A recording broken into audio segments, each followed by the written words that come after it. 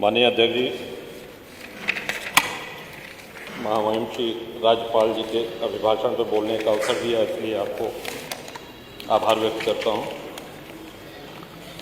श्रीमान, हम सभी सदस्यों का एक दायित्व है।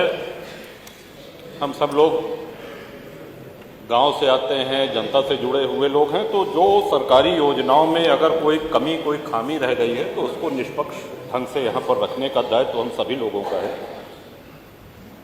अभी हमारे पहले मनोज पांडे जी कह रहे थे, उनकी बातों को उनसे अपने को संबद्ध करते हुए ये कहूँगा कि एक बहुत बड़ी उपलब्धि पूरे प्रदेश में हुई है कि संगठित अपराध, ऑर्गेनाइज्ड क्राइम का जड़ से सफाया हो गया है। आज पूरे प्रदेश में ऑर्गेनाइज्ड क्राइम नाम की कोई व्यक्तिगत रंजिश में घटनाएं होती हैं, वो एक अलग विषय है, लेकिन उन घटनाओं के बाद जिस तरह से पुलिस कार्रवाई करती है, उससे बहुत से लोग हतोत्साहित होते हैं।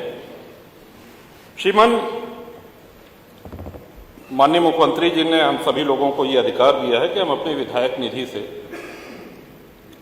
असहाय लोगों का उपचार कर सकें। उसमें कुछ नियम अगर शिथिल कर दिए जाएं या सुधार दिए जाएं तो मैं समझता हूं कि काफ़ी लाभ हो सकता है। जैसे उसमें एक क्लॉज है, साध्य और असाध्य रोग। हम लोग जिसके लिए लिखते हैं ये आवश्यक है कि उसका रोग असाध्य होना चाहिए, तभी वो स्वीकृत होगा। उदाहरण के लिए हार्ट, कैंसर, गुर्दा, मूत्र रोग, अस्थि रोग और थैलीसीमिया, ये इसमें वर्गीकरण है। मान लीजिए किसी का बहुत बुरा एक्सीडेंट हो जाए, उसकी हड्डियां टूट जाएं, या अभी हाल में ही ब्रेन ट्यूमर का पेशेंट था, उसको इसलिए नहीं स्वीकृत हो पाई राशि कि ये साहब असाध्य रोग नहीं है। तो जो भी घर वाले हैं वो तो इसी उम्मीद में उपचार कराते हैं कि ये साध्य हो जाए, सध जाए, स्वस्थ हो जाए। तो अनुरोध है कि अगर विधायक निधि से जो हम लोग देते हैं उसमें से ये असाध्य शब्द हटा दिया जाए। सरकारी अस्पताल में पैसा जाता है और बहुत से लोग ऐसे हैं जो अपना इलाज कराने में सक्षम नहीं हैं, तो मैं समझता हूं कि काफ़ी लोगों को इससे लाभ होगा।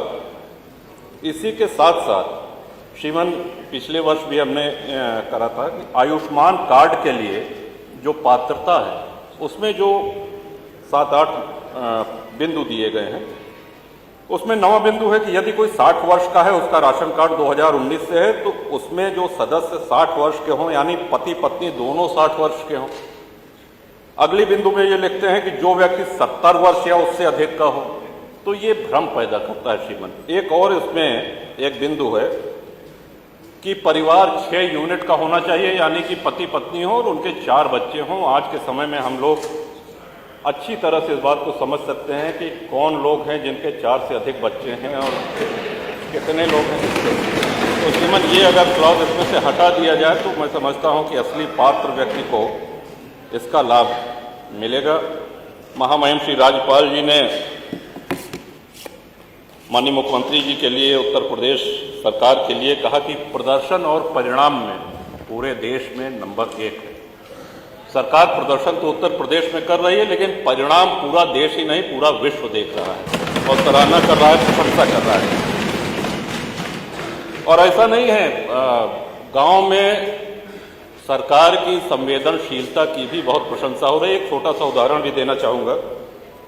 एक तरफ जहां संगठित अपराधों का सफाया हो चुका है, एक फिल्म बनी घूसखोर पंडित, उसके निर्माता श्री नीरज पांडे थे और अभिनेता मनोज वाजपेयी थे। एक जाति को इस तरह से अपमानित किया गया। ये ऑल ओवर द वर्ल्ड, पूरे विश्व में एक साथ रिलीज हुई, लेकिन संज्ञान उत्तर प्रदेश सरकार ने लिया, संज्ञान माननीय मुख्यमंत्री जी ने लिया और सबसे पहले उसकी FIR हुई और बाद में सुप्रीम कोर्ट ने, माननीय उच्चतम न्यायालय ने इस बात का समर्थन करते हुए उस पर रोक लगा दी। मेरा कहने का आशय यह है श्रीमान कि एक और जहां सरकार दमदारी से काम कर रही है, वहीं संवेदनशीलता का भी पूरा परिचय दे रही है।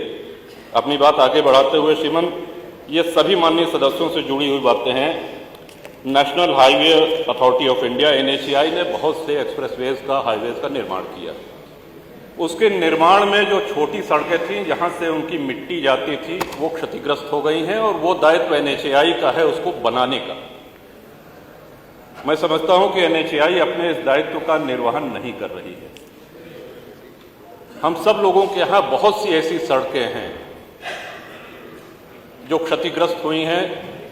श्री राम वनगमन मार्ग बना, गंगा एक्सप्रेसवे बना, पूर्वांचल एक्सप्रेसवे बना, और भी कई सड़कें बन रही हैं। तो इतने भारी ट्रक मिट्टी लाद के, सामग्री लाद के जब जाते हैं तो छोटी सड़कें, तो एक तो ये अनुरोध है श्रीमान। दूसरा, जल जीवन मिशन के तहत ये बहुत आवश्यक बिंदु है श्रीमान, सड़कें खोद दी गई हैं और उसी उस पे आज माननीय जल शक्ति जी मंत्री जी का जन्मदिन है श्रीमान। और मुझको याद है कि परसों माननीय सदस्य सड़कें खोदने से और जन्मदिन से क्या मतलब है श्रीमान? परसों रोमी जी का जन्मदिन था और उनकी सबसे अच्छी मिठाई का संस्थान है द हेजलनट फैक्ट्री। आपने पीठ से निर्देश किया कि भाई जन्मदिन है तो पूरे सदन को मिठाई बांटना ये तुम्हारा दायित्व है, ये मैं तुमको निर्देश देता हूं, ऐसा आपने कहा और उसका उन्होंने पालन भी कराया। एक एक माननीय विधायक को एक एक डिब्बा। मैं समझता हूं कि रोमी जी को पुनः बधाई। तो आज इनके जन्मदिन पे एक निर्देश ये आप अवश्य दे दें माननीय जल शक्ति मंत्री जी को कि अगला जन्मदिन आने के पहले जो जो जल शक्ति की सड़कें क्षतिग्रस्त है, माननीय मंत्री जी इसको गंभीरता से दिखवा लिया जाए। और आधे से अधिक टंकियां अभी चल नहीं चलती, तो जो बन के तैयार उनको आपको विशेष ध्यान देकर के उनको चलाने के लिए पूरा प्रयास करना पड़ेगा। और क्षतिग्रस्त जो सड़कें, हम सब लोग आपसे बहुत उम्मीद रखते हैं, बहुत आशा रखते हैं। और वो एक शेर है श्रीमन की, कौन सी बात कहाँ कैसे कही जाती है, ये सलीका हो तो हर बात सुनी जाती है। तो आपके सामने इन्हीं शब्दों के साथ इसके पहले कि माननीय अध्यक्ष जी बैठ जाने का आदेश करें, मैं महामहिम राज्यपाल के अभिभाषण का समर्थन करता हूं। जय हिंद, वंदे मातरम।